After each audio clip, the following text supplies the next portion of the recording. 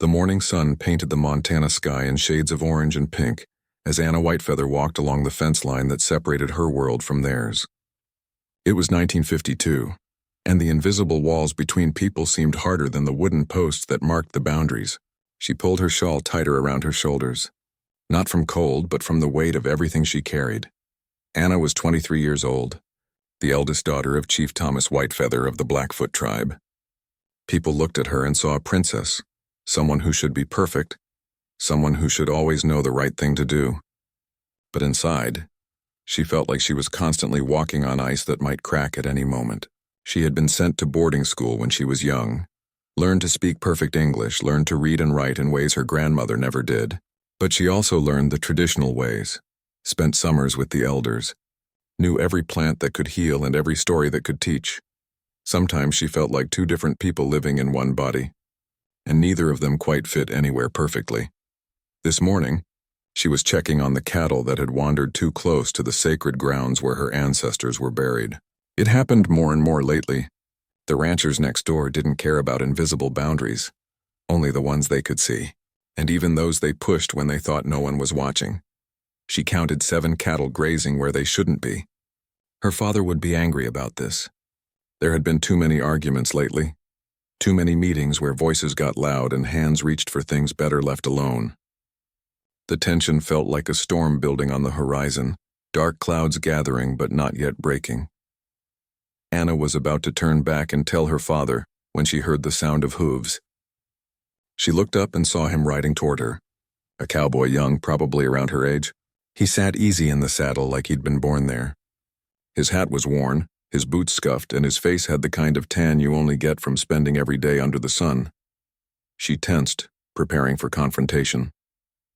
Prepared for the usual disrespect, the way some of them looked through her people like they were ghosts instead of humans. But when he got close enough, he did something unexpected.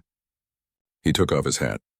His hair was light brown, messy from being under that hat all morning. His eyes were blue, the color of the sky on a clear winter day. And in those eyes she didn't see the usual contempt or dismissal. He looked at her like she was a person. "A real person who mattered, ma'am," he said, his voice quiet and respectful. "I apologize. The cattle got away from me this morning. I'll get them back over the fence right away." Anna blinked. She'd been ready for a fight, and here he was apologizing. "They've been coming over here a lot lately," she said, trying to keep her voice steady, professional. "This land is important to us." "I understand," he said. And the strange thing was, he sounded like he meant it. "I'll talk to my boss about reinforcing this section of fence. It won't happen again if I can help it." He whistled low and his horse moved forward. Anna watched as he expertly guided the cattle back toward the fence, patient and calm. He didn't rush them or shout. He just knew how to move, how to make them go where he wanted without force. When the last cow crossed back over, he turned to her again. "The name's James," he said. "James Morrison. But everyone calls me Jimmy." She hesitated. Giving her name felt like opening a door she'd been told to keep locked. But something in her wanted to open it. "Anna," she finally said. "Anna Whitefeather." "It's good to meet you properly, Anna Whitefeather." He put his hat back on, touched the brim in a gesture that felt old-fashioned and oddly sweet. Then he rode away and she stood there watching until he disappeared over the hill. That night, Anna couldn't stop thinking about the encounter. It bothered her because it shouldn't matter. One polite cowboy didn't change anything. The ranch he worked for was owned by Dutch Keller, a man who had built his fortune by pushing native families off their land 20 years ago. A man who fought every attempt at fair treatment, who spoke about her people like they were problems to be solved rather than human beings with rights. Working for a man like that, Jimmy couldn't be much different, could he? But those eyes, that quiet respect, the apology that seemed genuine. Anna's younger sister, Mary, noticed her distraction at dinner. "What's wrong with you?" she whispered while their father was talking with the council members who had come to discuss the water rights issue. "Nothing," Anna lied. "You're a terrible liar," Mary said, grinning. "You met someone." "I did not meet someone. I encountered a cowboy who was retrieving cattle." "That's all?" "Mm-hmm." Mary's eyes sparkled with mischief. "And this cowboy, was he handsome?" "Mary!" Anna felt her cheeks warm. "That's not... It doesn't matter." "So he was handsome," Anna threw a small piece of bread at her sister, who laughed and dodged it. But later, alone in her room, Anna admitted to herself that yes, he had been handsome. But more than that, he had been kind, and kindness from that world to hers was rarer than gold. The next week, Anna found herself walking the fence line more often than necessary. She told herself she was just being vigilant, making sure the cattle stayed where they belonged. But deep down, she knew she was hoping to see him again. On the 5th day, she did. This time, there were no stray cattle. He was just riding the boundary, checking the fence like he'd promised. When he saw her, his face lit up with a smile that made something flutter in her chest. "Anna," he called out. "Good morning." "Good morning, Jimmy." She walked closer to the fence, maintaining a respectful distance but close enough to talk without shouting. "I've been reinforcing the weak spots," he said, pointing to new wire and posts along the fence line. "Doing it on my own time so the boss doesn't ask questions." "Why would you do that?" Anna asked. "It's not your responsibility." Jimmy was quiet for a moment, looking out across the land. "My daddy always told me that doing right isn't about whose job it is. It's about what needs doing." He turned back to her. "Besides, I gave you my word. I meant it." They talked for a while, careful small talk about the weather and the land. But there was something underneath the words. Something neither of them was ready to name yet.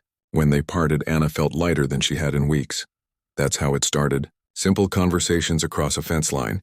Two people from different worlds who probably should have stayed in their separate corners. But the heart doesn't care much about should and shouldn't. The heart just knows what it wants, and Anna's heart, despite all her flaws and all her fears and all the very good reasons to stay away, was beginning to want something impossible. She just didn't know yet how impossible it would become, or what it would cost them both. All she knew was that when she saw that cowboy riding along the fence line, she felt something she hadn't felt in a long time. She felt hope.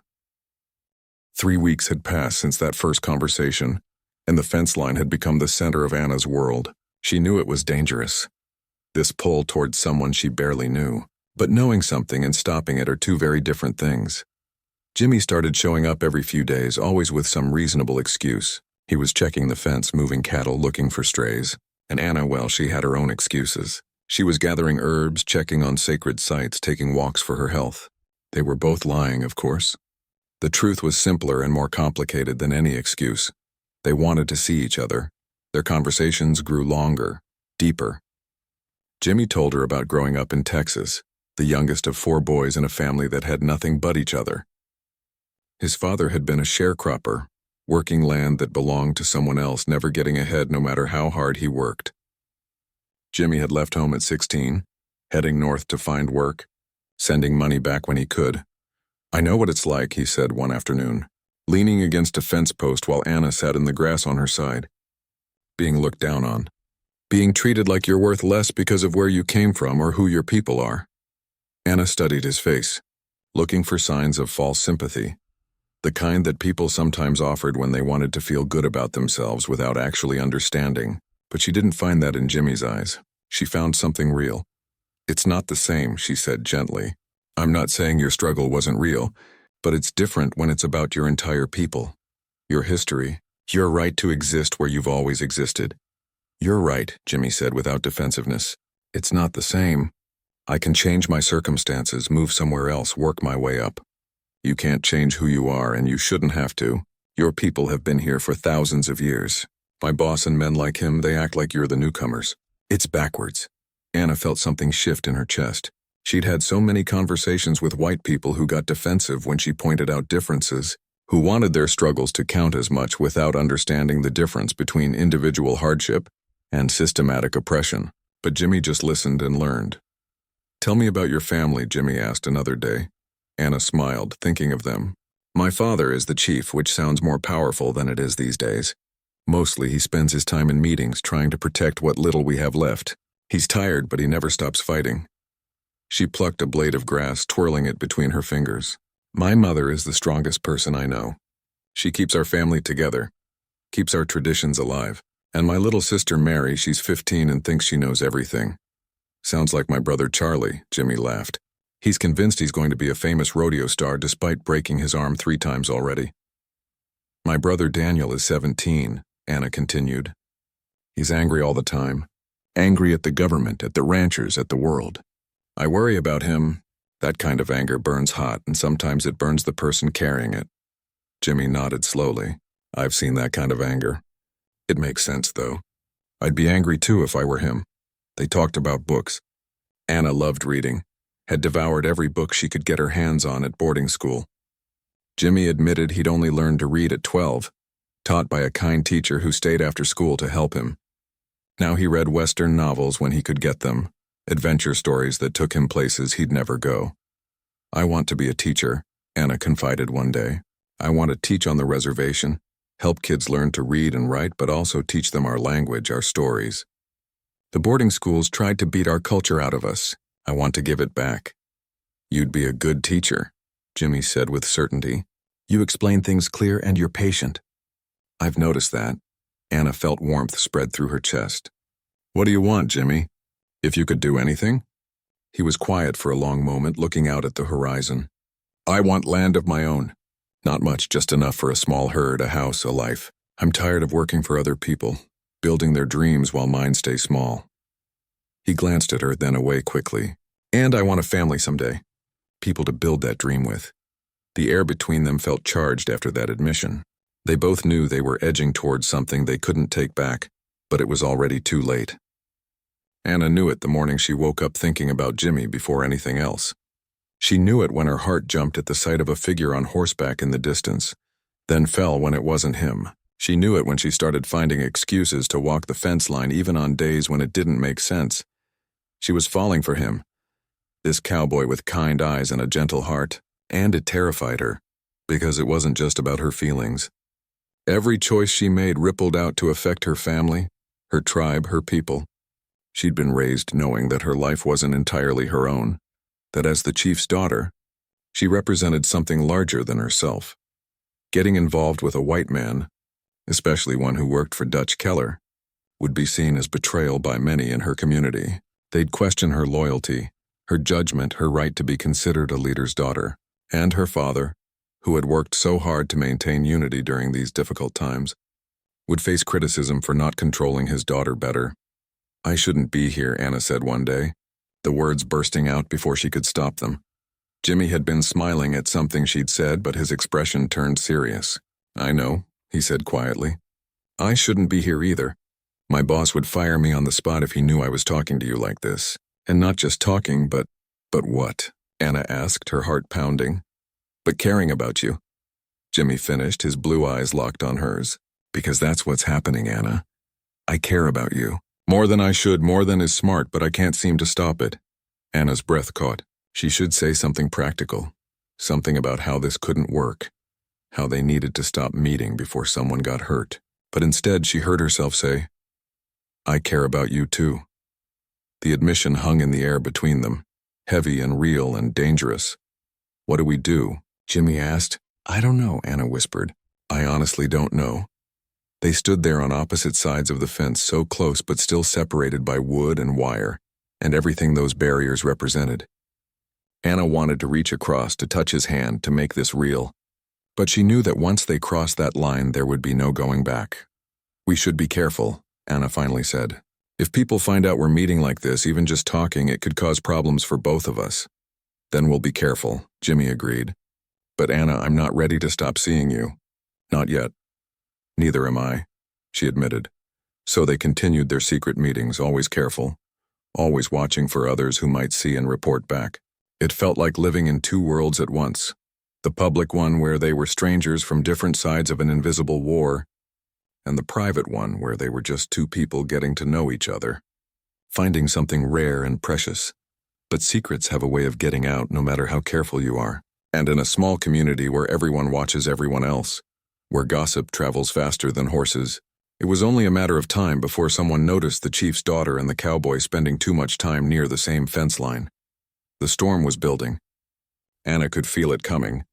She just didn't know yet how hard it would hit, or whether what she and Jimmy had found would be strong enough to survive it. All she knew was that she wasn't ready to give him up. Not yet, maybe not ever, and that knowledge scared her more than anything. The day everything changed started like any other. Anna woke early, helped her mother prepare breakfast, and planned to spend the afternoon gathering herbs in the hills. Daniel, her younger brother, was going hunting with two of his friends. It was supposed to be ordinary, but life has a way of shattering ordinary without warning. Anna was near the creek, her basket half full of sage and sweet grass, when she heard the sound. A gunshot, which wasn't unusual during hunting season, but then there was shouting, panicked and desperate, echoing off the canyon walls. She dropped her basket and ran toward the sound. Her heart knew before her mind did. Something was wrong. Something was very wrong. She found them in a clearing. Daniel's friends were standing over him, one of them pressing his jacket against Daniel's leg while blood soaked through the fabric. Daniel's face was gray, his eyes unfocused with pain and shock. What happened? Anna dropped to her knees beside her brother. His rifle misfired, Robert, one of the friends said, his voice shaking. The bullet ricocheted off a rock and hit his leg. We can't stop the bleeding. Anna looked at the wound and felt ice run through her veins. This was bad. Really bad. They were miles from home. Miles from the nearest doctor. Daniel could die out here while they tried to get help. We need to get him to a hospital, she said, trying to keep her voice steady even though everything inside her was screaming. How? Robert asked. We came on horses. We can't move him like this, he's losing too much blood. Anna stood up, looking around desperately as if an answer might appear in the landscape, and then she saw dust in the distance. Someone was coming. Please, she thought. Please let it be someone who can help. The rider got closer, and Anna's heart jumped. Jimmy, it was Jimmy. He took one look at the scene and kicked his horse into a gallop. By the time he reached them, he'd already pulled off his bandana and was sliding out of his saddle. What happened? He asked, already moving toward Daniel. Hunting accident, Anna said quickly. He needs a doctor now. Jimmy didn't hesitate. He looked at the wound, pressed fresh cloth against it, then looked up at Daniel's friends. Help me get him onto my horse. We're taking my truck, it's just over that ridge. Move fast but careful. They got Daniel onto the horse, Jimmy holding him steady while Anna and the others ran alongside. Jimmy's truck was an old Ford, dusty and dented, but it started on the first try. They laid Daniel in the back, Anna climbed in with him, and Jimmy drove like the devil himself was chasing them. The nearest hospital was in town, 30 miles of rough road. Anna held pressure on her brother's wound while Jimmy pushed the truck as fast as it would go. Daniel drifted in and out of consciousness, mumbling things that didn't make sense. Stay with me, Daniel, Anna kept saying. Stay awake. Talk to me. Hurts, Daniel managed. I know. We're almost there. Just hold on. When they reached the hospital, Jimmy jumped out and ran inside, coming back with a doctor and two nurses who had a stretcher. They took Daniel inside quickly, leaving Anna standing in the parking lot covered in her brother's blood, shaking from adrenaline and fear. Jimmy put his hands on her shoulders, steady and warm. He's going to be okay, he said. They got him here in time.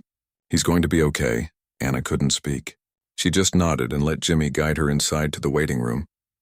He sat beside her while nurses gave her disapproving looks and other patients stared. A native woman and a white cowboy sitting together like they had a right to be there, like they belonged in each other's lives. Jimmy ignored all of it. He went to get her water, brought her a blanket when she started shivering, and just stayed close without crowding her. You should go, Anna finally said. Hours later. People are staring. Your boss is going to hear about this. Let them stare, Jimmy said quietly. And I don't care what my boss thinks. I'm not leaving you alone right now. Anna looked at him, really looked at him. He had blood on his shirt from carrying Daniel. His face was set with determination, but his eyes were gentle. And in that moment, sitting in that sterile waiting room surrounded by judgment and fear, Anna felt something break open inside her. All the reasons why she shouldn't care about him. All the logical arguments about how this couldn't work. They all fell away like leaves in the wind. Because this man had saved her brother's life without a second thought. He'd risked his job, his reputation, everything, and he hadn't hesitated for even a moment. She reached over and took his hand. His fingers closed around hers, warm and strong and sure. Thank you, she whispered. Thank you for saving him. You don't need to thank me, Jimmy said. I'd do it again in a heartbeat. When Anna's parents arrived an hour later, her father's face was a storm of emotions. Fear for his son, relief that someone had helped, confusion at seeing Anna holding hands with a white cowboy. Anna's mother took one look at Jimmy's blood-stained shirt and did something unexpected. She touched his arm gently, a gesture of gratitude that needed no words. Her father stood stiffly. "You brought my son here?" "Yes, sir," Jimmy said, standing up but not letting go of Anna's hand. "I was riding fence line and heard the commotion. Seemed like the right thing to do."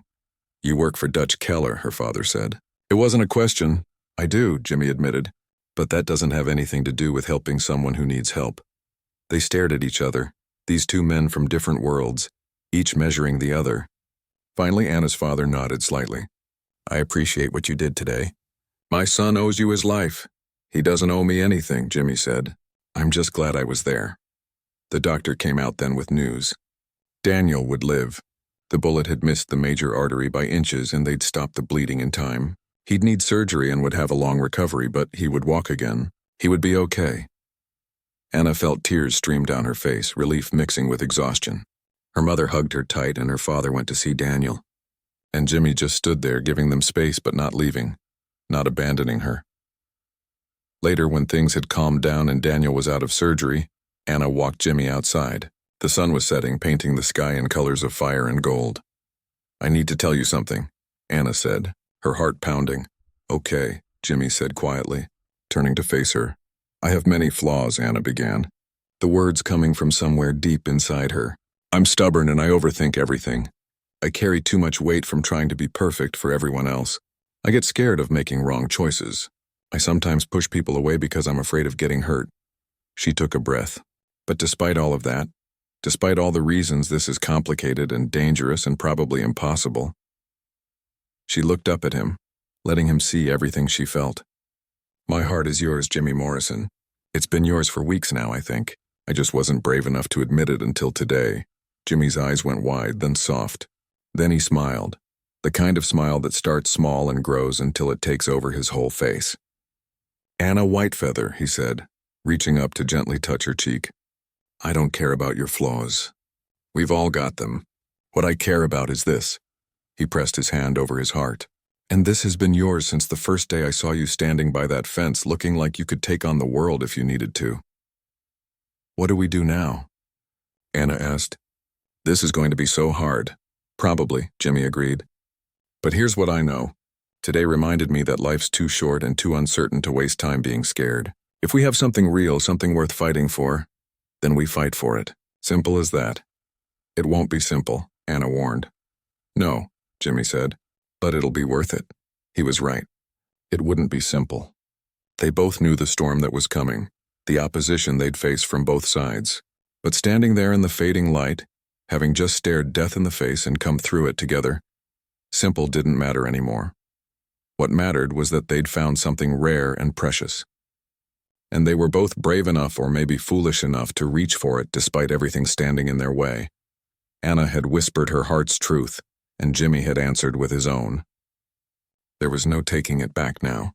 No returning to safe distance and careful words. They'd crossed the boundary, and whatever came next, they would face it together.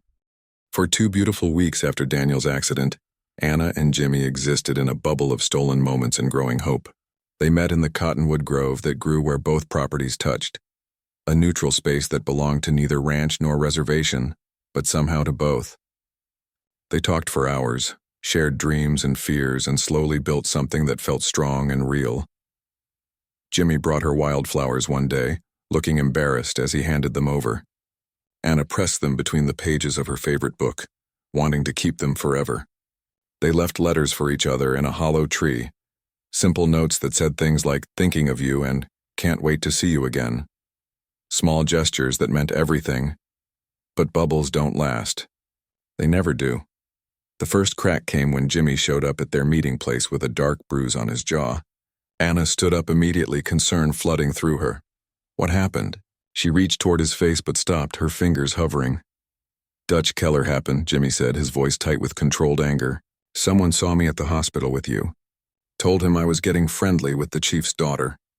He called me into his office yesterday and made his feelings real clear. He hit you." Anna felt rage building in her chest. "He tried," Jimmy said with a bitter laugh. "I ducked most of it. But the message was clear enough. Stay away from you or I'm fired." "Not just fired, he said he'd make sure I never work on another ranch in Montana." Anna's hands curled into fists. "You should report him."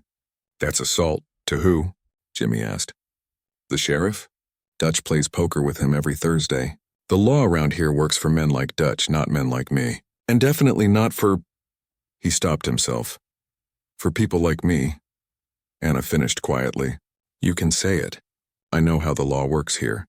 They sat in silence for a moment, the weight of reality pressing down on their shoulders. Finally, Jimmy spoke again.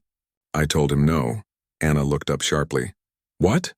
I told him I'd see who I wanted to see and it wasn't any of his business. So he fired me. Right there on the spot. Jimmy tried to smile, but it didn't reach his eyes. Then he told everyone in town that I'd gone soft, that I was a traitor to my own kind. Word spreads fast in small towns. Jimmy, no. Anna felt like she'd been punched. Your job, your reputation, everything you worked for at D is worth less than this, Jimmy said firmly, reaching for her hand. Worth less than you? I meant what I said, Anna. I'm not giving you up because some angry old man thinks he owns the world. But the damage was spreading like cracks in ice. Over the next few days, Jimmy found out just how far Dutch Keller's influence reached. He applied at 3 other ranches and was turned away at each one, often before he even finished speaking. The foreman at the last place actually apologized, saying, Sorry, son. Dutch made it clear that hiring you would mean trouble for me. I've got a family to feed. Jimmy took odd jobs where he could find them, fixing fences, mucking stables, anything to earn a few dollars. But it wasn't enough to survive on, and they both knew it. Meanwhile, Anna faced her own storm. The gossip had reached the reservation. People talked in lowered voices that stopped when she walked by. Old women gave her disappointed looks.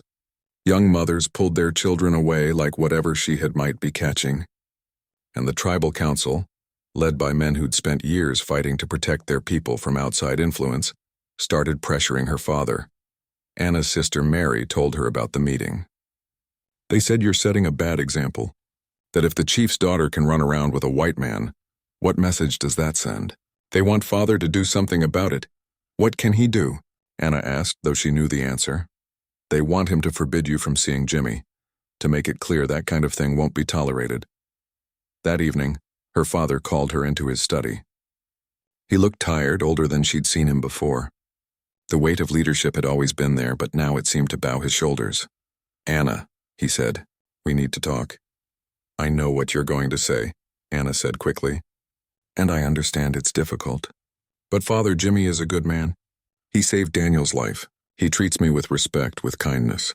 Isn't that what matters? In a perfect world, yes, her father said heavily. But we don't live in a perfect world, daughter. We live in one where our people are barely holding on to what little we have left. Unity is everything right now. If we start dividing ourselves, marrying outside our tribe, what happens to our culture, our traditions? The things our ancestors died to protect? I'm not abandoning our culture, Anna protested. I love our people, our ways. Being with Jimmy doesn't change that. Maybe not for you, her father said. But it changes how others see you. How they see me. The council is questioning my leadership because I can't control my own daughter. They're saying I'm weak, that I'm letting white influence corrupt our family. Anna felt tears sting her eyes. So what are you saying? That I have to choose between my family and the person I love? I'm saying I need you to think about what's at stake here, her father said, his voice breaking slightly. Not just for you, but for all of us. Our people are in a precarious position, Anna. We can't afford internal division right now. He didn't forbid her outright, but the message was clear. Her relationship with Jimmy was causing problems, and those problems were getting bigger every day. That night, Anna lay awake, staring at the ceiling. She loved her family, loved her people, felt the weight of responsibility that came with being the chief's daughter. But she also loved Jimmy, and that love felt as real and necessary as breathing. Why did she have to choose? The next time she saw Jimmy, she could see he was struggling too. He'd lost more weight, his clothes hanging looser on his frame. Pride kept him from asking for help, but Anna could see the toll it was taking. I talked to my brother in Texas, Jimmy said. He offered me work on the family farm. Says I could come home, make a fresh start. Anna's heart dropped. You're leaving? I don't want to, Jimmy said quickly. But Anna, I can't stay here with no work, no way to support myself. And it's not just me. You're facing problems too because of me. Your father, your tribe, everything you hold dear is being threatened because of us. Don't do that, Anna said fiercely. Don't make this sound like you're the problem. These people, they're prejudiced, they're closed minds, that's the problem. Maybe, Jimmy said. But we can't fix the whole world, Anna.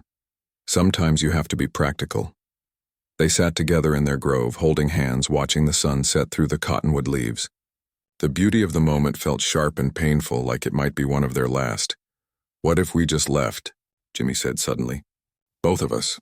Went somewhere nobody knows us, somewhere we could just be ourselves without all this weight. Anna wanted to say yes. The word was right there on her tongue. But she thought about her parents, her siblings, her students at the school, the children she wanted to teach, the culture she wanted to preserve. Could she walk away from all of that? I don't think I can, she whispered.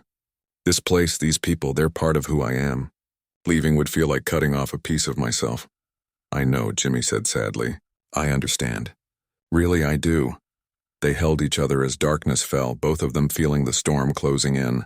The world seemed determined to tear them apart, using practical reasons and social pressure and economic hardship as weapons. And the worst part was neither of them had good answers. Love felt like enough when they were together in their grove.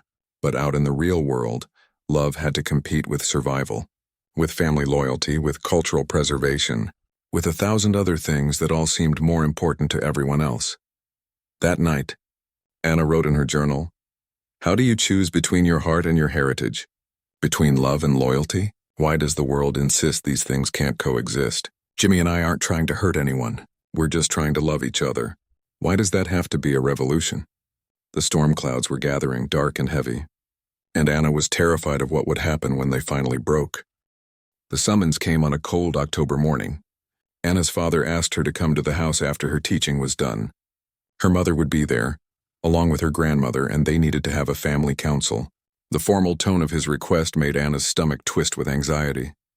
She spent the whole day distracted, barely able to focus on her students. They were learning to write their names in both English and Blackfoot, something Anna considered essential. The children deserved to know both worlds, to be able to move between them with pride and confidence. If only the adults could learn the same lesson. When she arrived home that evening, the whole family was gathered in the main room. Her father sat in his usual chair, her mother beside him. Daniel was there too, still recovering but getting stronger every day. Mary sat on the floor near their grandmother, who occupied the honored seat by the fire. Anna's grandmother was 92 years old, tiny and weathered like ancient wood, but her eyes were sharp as ever. She was the keeper of stories, the one who remembered when the buffalo still ran thick across the plains, when her people lived free before the reservations came. "Sit, granddaughter," the old woman said in Blackfoot. Anna sat, folding her hands in her lap to stop them from trembling. She felt like a child again, called before the elders to answer for some misdeed. Except she was 23 years old, and this wasn't about stolen sweets or skipped chores. This was about her heart. Her father spoke first, his voice heavy with responsibility. "Anna, you know why we're here. Your relationship with the cowboy has become a problem that affects more than just you. The council is demanding action. Some are calling for you to be publicly censured. Others want you sent away to live with relatives in Canada until this blows over." Sent away? Anna felt anger flare hot in her chest. "Like I'm a problem to be hidden? Like you're precious and we want to protect you," her mother said gently. "From the gossip, from the pressure, from making choices you might regret." "I won't regret, Jimmy," Anna said firmly. "I understand this is complicated. I understand it causes problems. But I love him and he loves me. Doesn't that count for something?" "Love," her father said. And for a moment he sounded infinitely sad. "Love is a powerful thing, daughter. But so is duty. So is heritage. So is survival." "I'm not abandoning my heritage by loving someone," Anna protested. "Jimmy respects our ways. He's learning our language, our customs. He wants to understand. But he is not one of us," one of the council members said. It was William Strongheart, an older man who had fought hard to keep the tribe together through difficult times. "And his people have taken everything from us. Our land, our children, our way of life. How can you give your heart to one of them?" "Because he is not his people," Anna said, her voice shaking with emotion. "He is himself. He didn't take anything from us. He saved my brother's life. He treats me with respect and kindness. Are we going to punish people for things they didn't do just because of who their ancestors were? Isn't that the same thing they do to us?" The room fell silent. Then, unexpectedly, Anna's grandmother spoke. "I want to tell you a story," the old woman said, her voice soft but clear. Everyone turned to listen. When grandmother spoke, you listened. "When I was a young woman, 16 years old, I fell in love with a boy from a different tribe, a Crow boy, during a time when our peoples were not always friendly with each other." Anna's eyes widened. She'd never heard this story before. "His name was Running Deer," grandmother continued, her eyes distant with memory. "He was beautiful, brave, and kind. We met during a trading gathering, and from that first moment I knew. The way you know, Anna. The way the heart knows before the mind catches up." She paused, her gnarled hands folded in her lap. "We saw each other in secret for a year. We made plans to run away together to start a new life where tribal boundaries didn't matter." "What happened?" Mary asked, completely absorbed. "My father found out," grandmother said simply. "He forbade me from seeing Running Deer again, said I had a duty to my people, especially during uncertain times, that personal happiness had to come second to tribal unity. And I listened, I obeyed. I married the man my family chose for me, your grandfather, and I never saw Running Deer again." She looked at Anna, and there were tears in those ancient eyes. "Your grandfather was a good man. We had a good life together. I raised strong children, kept our traditions alive, served my people well. But Anna, not a single day passed when I didn't wonder what would have happened if I'd been brave enough to choose my heart instead of my duty." The room was completely silent now. "I don't regret my children or my life," grandmother said, "but I do regret the fear that stopped me from fighting for my own happiness. I was told that love was selfish, that duty mattered more, and I believed it. I carried that belief for 76 years, and it's one of the heaviest things I've ever held." She reached out and took Anna's hand, her grip surprisingly strong. "The world is changing, granddaughter. Slowly, too slowly, but it is changing. Maybe your generation can do what mine couldn't. Maybe you can find a way to honor both your heart and your heritage, but I will not watch you make my mistake. I will not watch you sacrifice your happiness because others are afraid of change." Anna felt tears streaming down her face. Her father looked shocked, as did the council members. Clearly, they'd expected the matriarch to support tradition, not challenge it. Her father cleared his throat, struggling to find words. "Mother, with respect, your situation was different. You were both native, both understood our ways. This cowboy saved your son's life," grandmother interrupted. "This cowboy has shown more honor in a few months than some men show in a lifetime. Have you met him, Thomas? Have you spoken with him? Judged his character for yourself? Or are you judging him based only on his skin color and his employer?" The challenge hung in the air. Anna's father looked uncomfortable, caught between his mother's wisdom and his political reality. "The council," he began. "The council is scared," grandmother said bluntly, "and I understand why. We've lost so much and we're fighting to hold on to what's left, but we cannot become the same thing we fight against. We cannot judge people by their blood rather than their actions. That path leads to more hatred, more division, more pain." Daniel spoke up then, his voice quiet but firm. "Jimmy Morrison is a good man. I was bleeding out in the middle of nowhere and he didn't hesitate. Didn't ask who I was or where I came from. He just helped. And later, when I thanked him, you know what he said? He said any decent person would have done the same. But Father, we both know that's not true.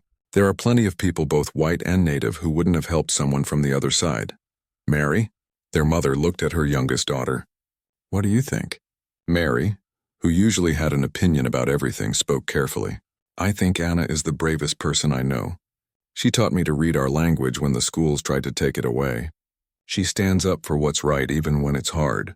If she says Jimmy is worth fighting for, I believe her, and I think we should trust her judgment." Anna's mother was crying quietly now, tears running down her face. She looked at her husband, then at her daughter.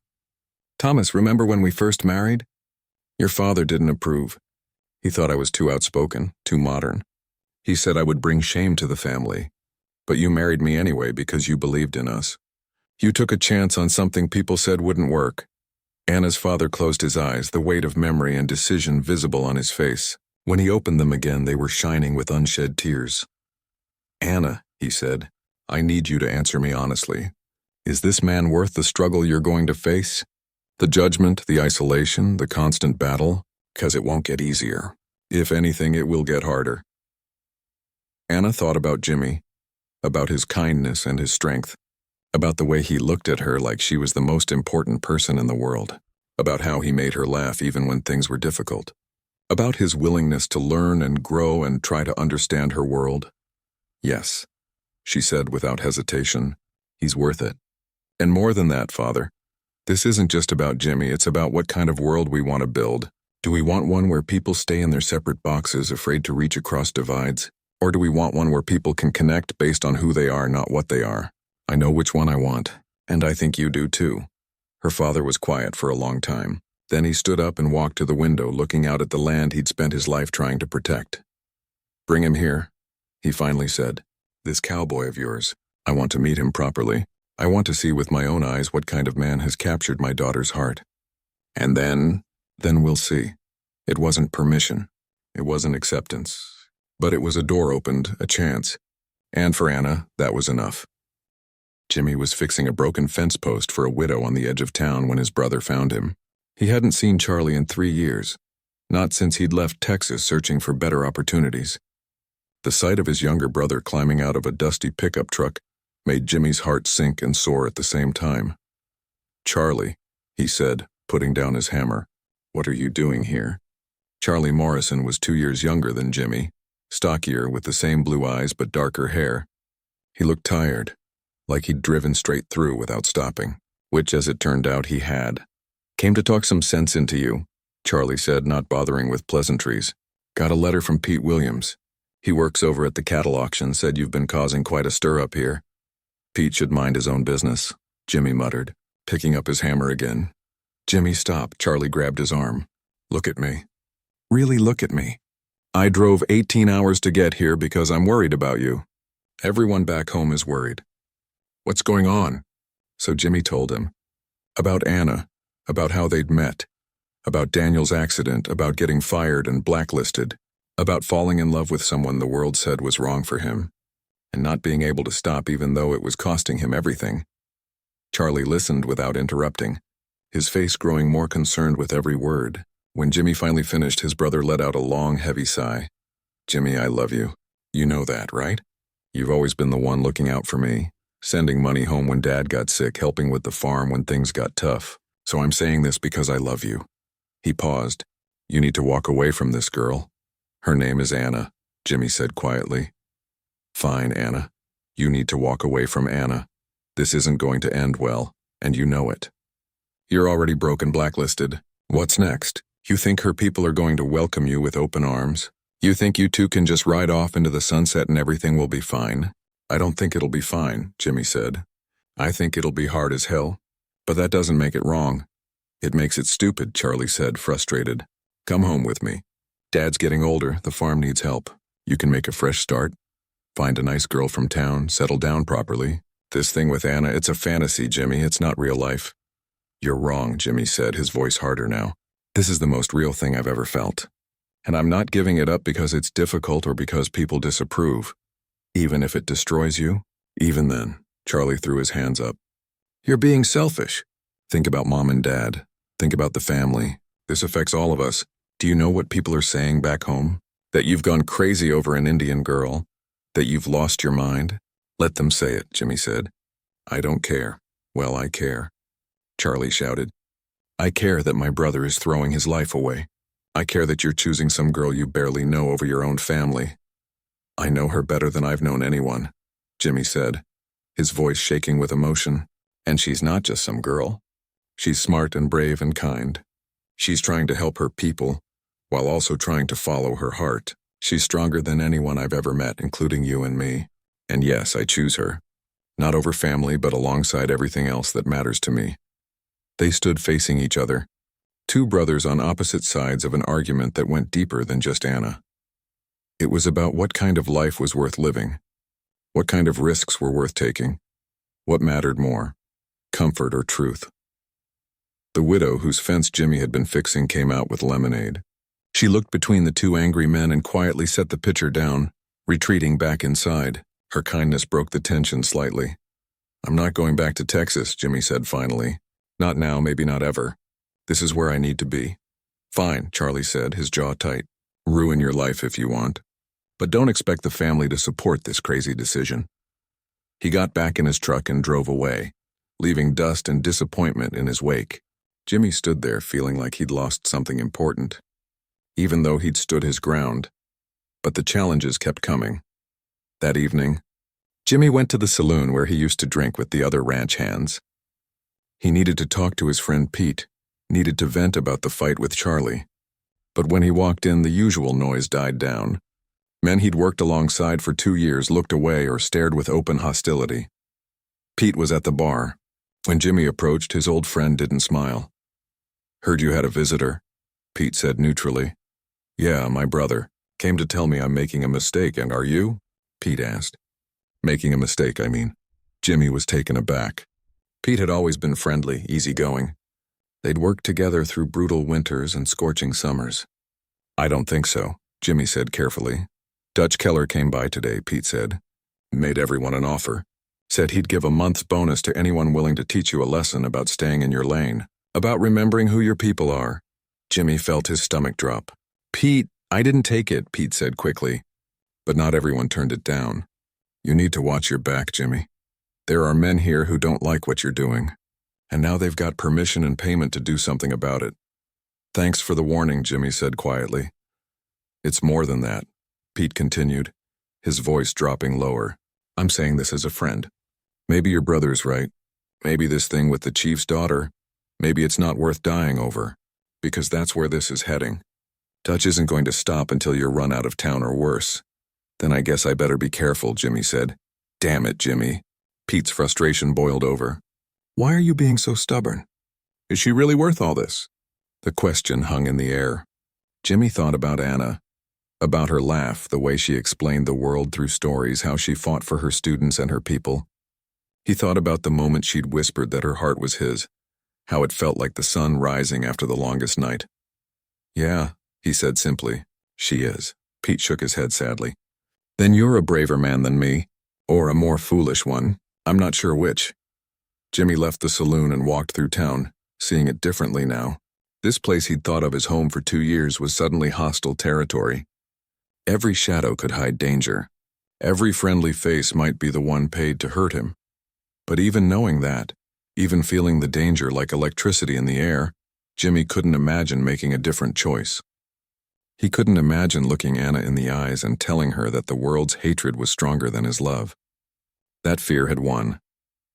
The next day, Dutch Keller himself approached Jimmy outside the general store. The old rancher was 60-something, weathered and mean, with cold eyes that had watched generations come and go without changing his mind about anything. "Morrison," Dutch said, "I'm going to make you an offer, and I strongly suggest you take it." "I'm listening," Jimmy said, though he already knew he wouldn't like it. "Come back to work. I'll give you your old job back, even give you a raise. $5 more a week. All you have to do is stop this foolishness with the chief's daughter. Stop causing trouble, stop making waves, stop being a problem." It was a good offer. More money than Jimmy had ever made. Security, respect, a return to normal life. All he had to do was give up the one thing that made life worth living. "No thank you," Jimmy said. Dutch's face turned red. "You ungrateful fool. I'm offering you a way out, a chance to fix your mistakes." "The only mistake I made was working for someone who judges people by their blood rather than their character," Jimmy said, surprised by his own courage. "I don't want your job, Mr. Keller. I don't want anything from you." "You'll regret this," Dutch snarled. "You'll be sorry you ever laid eyes on that girl. I'll make sure you never work in this county again. I'll make sure everyone knows what kind of man you are." "Go ahead," Jimmy said.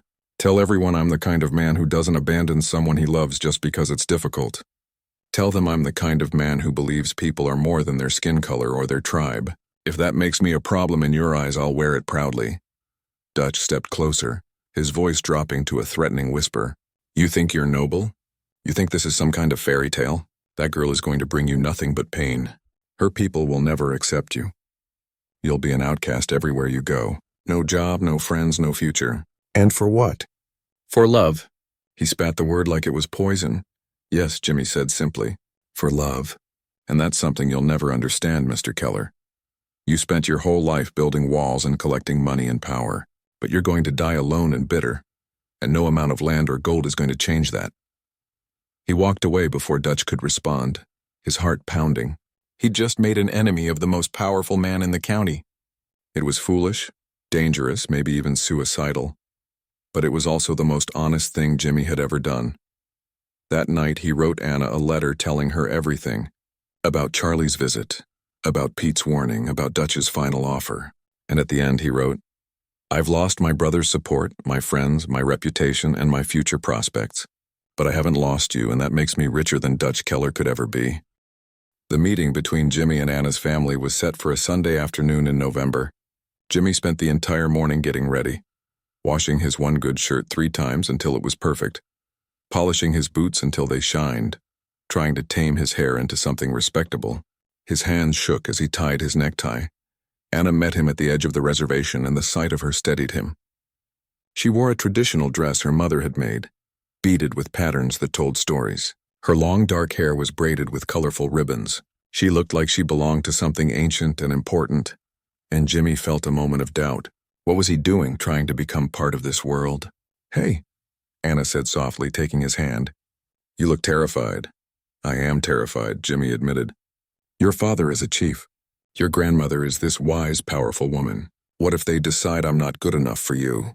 Then I'll remind them that I'm the one who decides who's good enough for me," Anna said firmly. But her own hands were trembling. "Jimmy, I need to tell you something before we go in. This isn't just about you meeting my family. This is symbolic. If my father accepts you, if we can show the community that this can work, it opens a door. But if it goes badly..." "I understand," Jimmy said. No pressure at all. That got a small laugh from her, which was good. They needed laughter for what was coming. Anna's home was larger than Jimmy expected, well-built and warm. Inside, the whole family was gathered. Her father stood by the fire, tall and dignified in traditional clothing. Her mother worked in the kitchen, though Jimmy could see her watching. Daniel sat in a chair, his injured leg still healing. And Mary was trying not to stare too obviously at the nervous cowboy. The grandmother sat in the place of honor, her ancient eyes measuring Jimmy with the kind of gaze that seemed to see straight through to a person's soul. "Father," Anna said in English, though she'd warned Jimmy they might switch to Blackfoot at times. "This is James Morrison. Jimmy, this is my father, Chief Thomas Whitefeather." Jimmy stepped forward, extending his hand. Anna's father looked at it for a long moment before shaking it. His grip was firm, testing. "Mr. Morrison," the chief said, "my daughter speaks highly of you. She says you saved my son's life."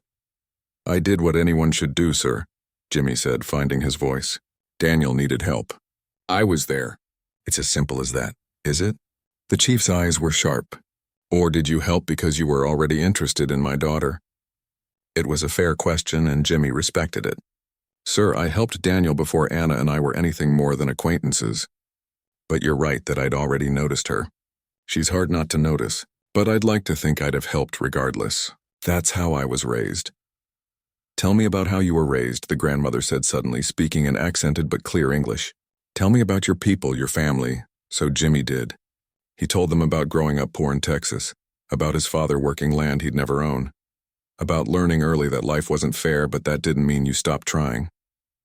He told them about his mother, who could stretch a dollar further than seemed possible, who taught him to read using an old Bible and whatever newspaper she could find. He told them about his brothers, including Charlie's recent visit and their argument. "Your brother doesn't approve," Anna's mother said, bringing out food. "No, ma'am. He thinks I'm making a mistake. He wants me to come home, forget about Anna, live a simple life that doesn't cause problems." "But you won't," the chief said. "It wasn't a question. No, sir. I won't. With respect, I love your daughter. And I know that creates complications. I know it makes things harder for everyone. But I also know that love this real doesn't come along often. And giving it up without fighting for it would be the biggest mistake of my life." They ate together, the atmosphere slowly thawing from formal to something more relaxed. Daniel told stories about the hospital, making everyone laugh.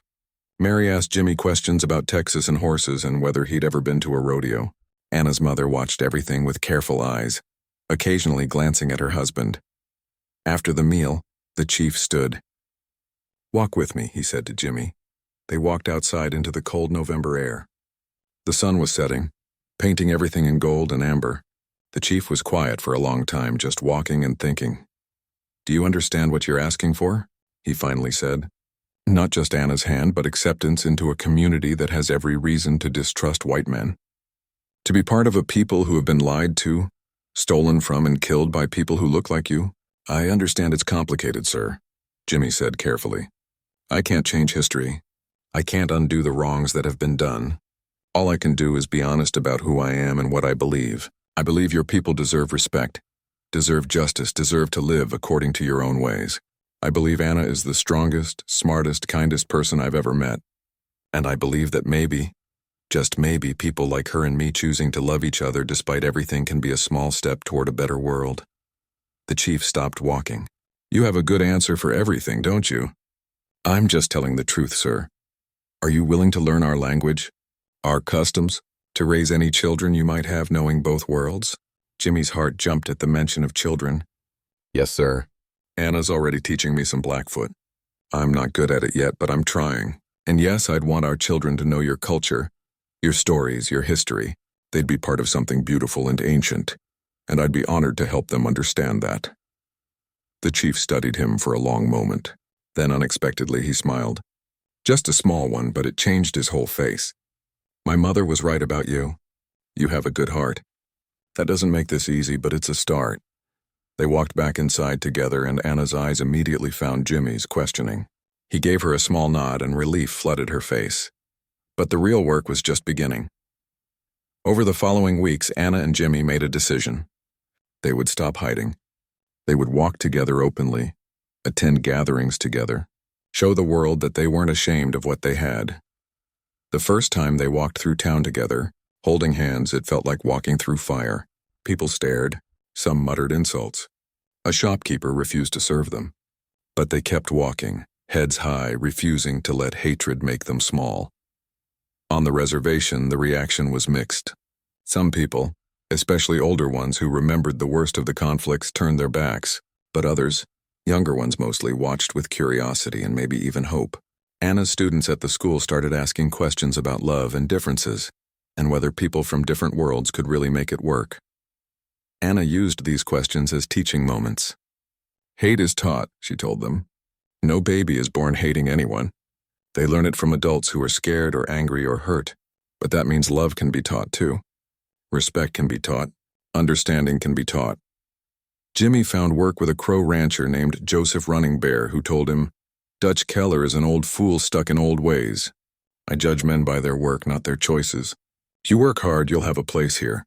It wasn't much pay, but it was honest work. And more importantly, Joseph became an unexpected ally. He'd been married to a white woman before she died, understood the challenges they'd face. He offered advice, support, and protection when needed. Slowly, grudgingly, some minds began to change.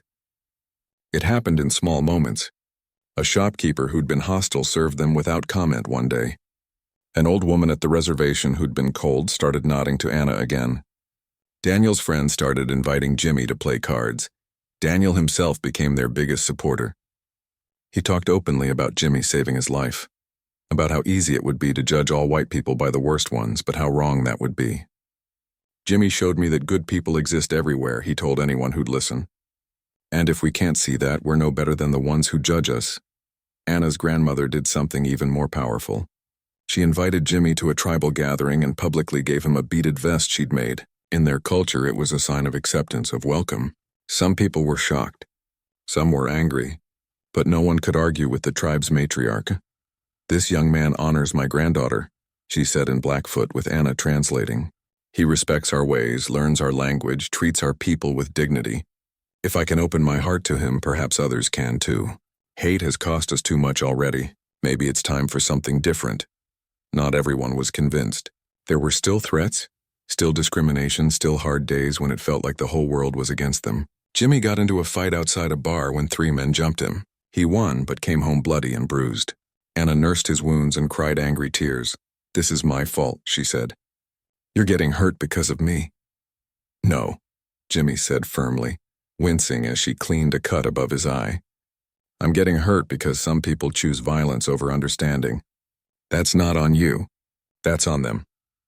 They went to both church socials and tribal gatherings trying to build bridges between communities. It was exhausting and often discouraging, but occasionally something beautiful happened. A white family and a native family would talk, really talk, finding common ground in shared struggles. Young people from both sides would become friends, laughing together without thinking about boundaries. The autumn of 1954 arrived with crisp air and changing leaves.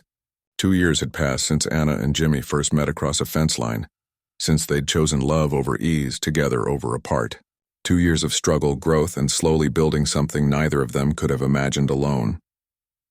The wedding was set for October 15th, on a piece of land that sat between the reservation and what was now Jimmy's small leased ranch.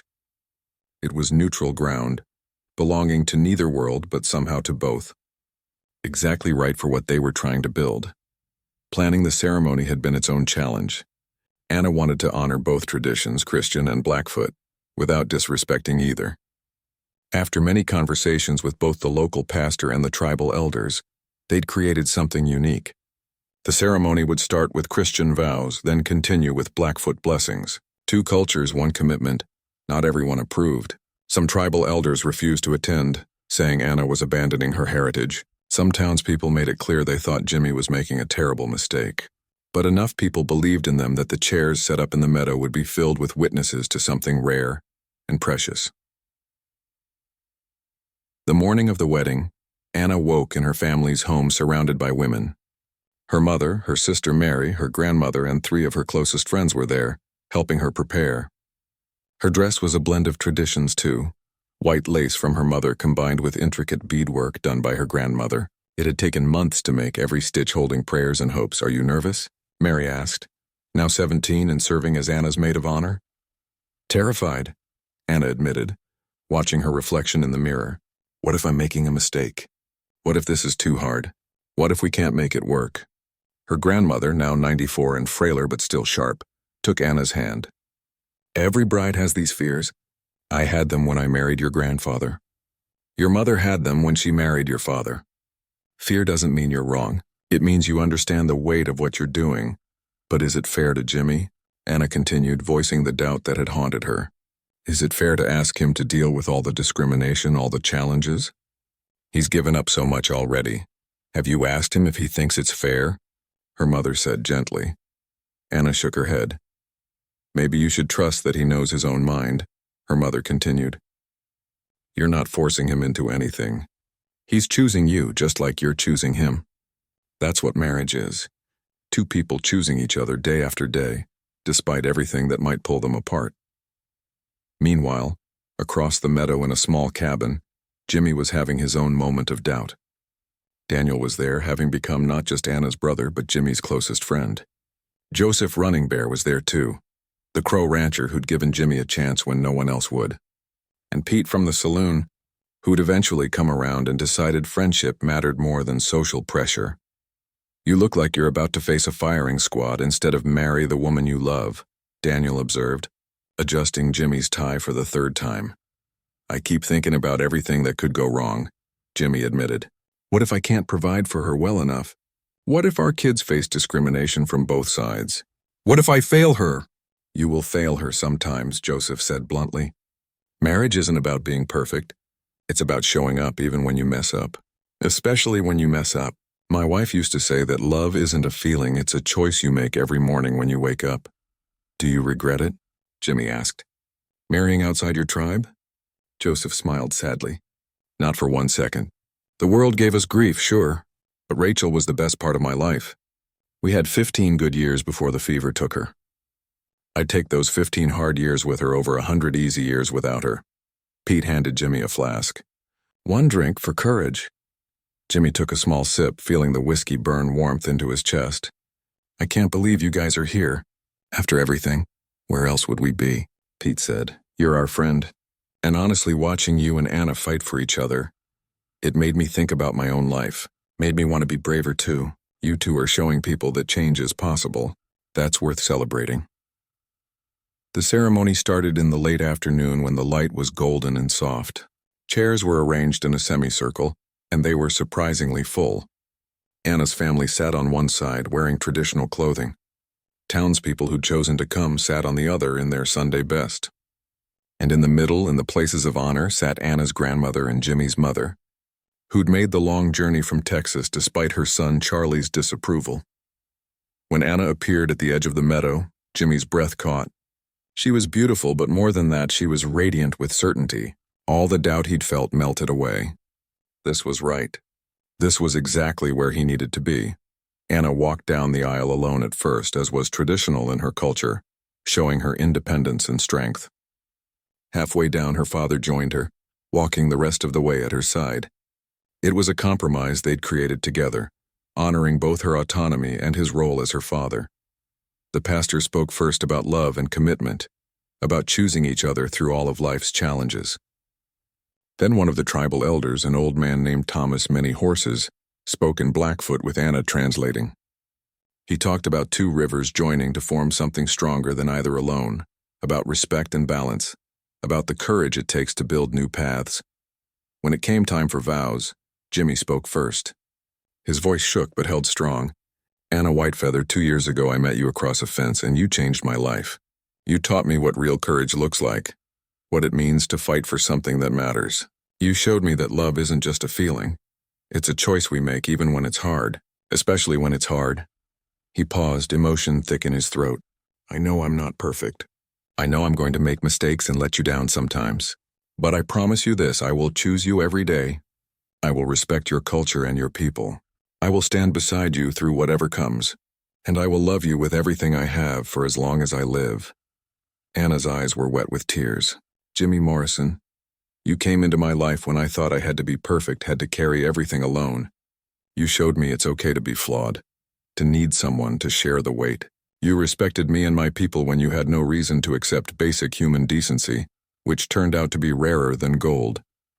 She smiled through her tears. I told you once that I have many flaws, but my heart is yours. That's still true. I'm stubborn and scared, and sometimes I don't know the right answer. But with you, I don't have to have all the answers. We can figure it out together. So I promise you this. I will choose you every day. I will be your partner, your friend, your home. And I will love you with everything I am, through every struggle and every joy, for as long as we both shall live.